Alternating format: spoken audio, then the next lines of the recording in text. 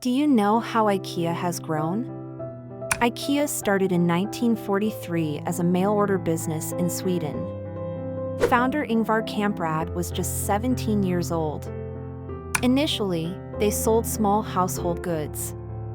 In 1956, they introduced flat-pack furniture, a game-changer. This innovation made furniture affordable and easy to transport.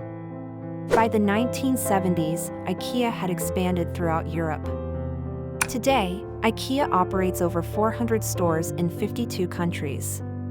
Their products emphasize affordability, design, and functionality. IKEA's commitment to sustainability is also noteworthy.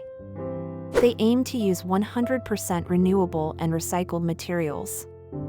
Hit the like button and subscribe for more exciting insights.